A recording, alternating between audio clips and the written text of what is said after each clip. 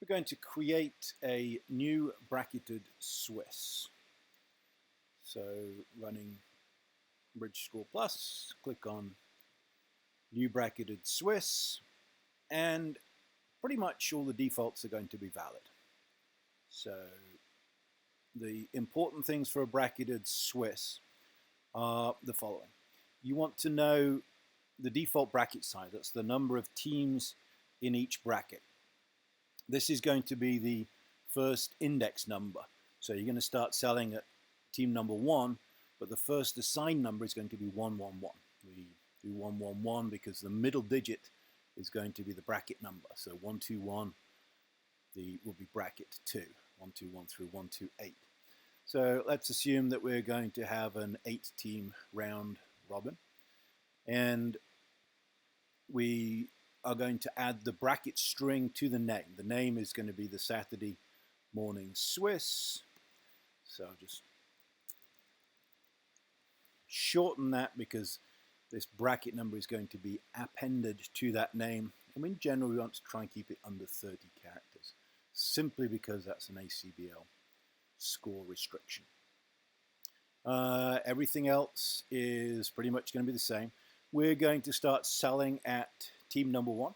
So this assumes we're going to have less than 100 entries. If we were going to have more, we could start selling at 501 or something like that. So take all the defaults, and we're going to go create the event. Now we are going to start selling entries. So when the first team comes up, they tell us how many points they have, and we just enter the information.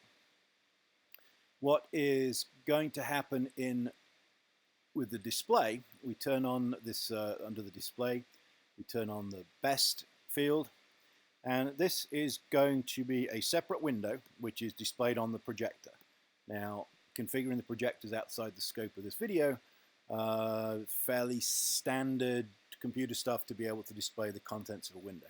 This is automatically going to be updated every few seconds. Typically, when you run in a projector mode, you will make this full screen. So it'll be displayed something like this so everybody can see it, and that's in a separate window. So I'm going to turn on a training mode just to make this a little bit easier to be able to show what's going to happen next.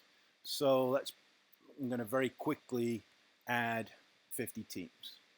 So that's 50 teams. It's just the same as if I type them in here. If you need to edit a team, for example, team 48 comes back and says, no, we actually have 37,000. It's very easy to change a team. The inventory. Typically, you'll set this up whilst the event is going, but you need to enter what tables are going to be used. And we need to know what tables are going to be used for the round robins and also for the head-to-heads. So we're just going to update the inventory, and it shows an inventory map just to make sure that you know what you've entered. The green field means that the B means they're available for both. So going back to the entries, we've sold 53, a nice awkward number. So we now go through these steps. We've sold the final entry. We have set up the inventory beforehand.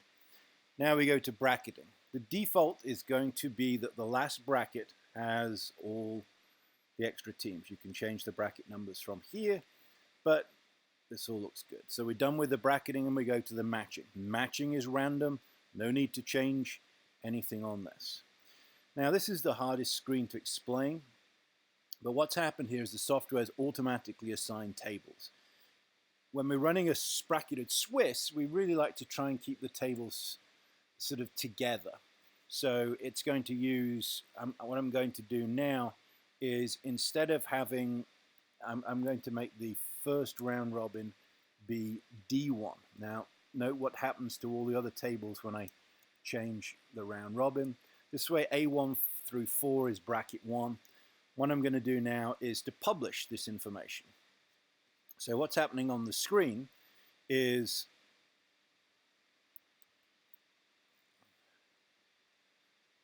refresh that screen,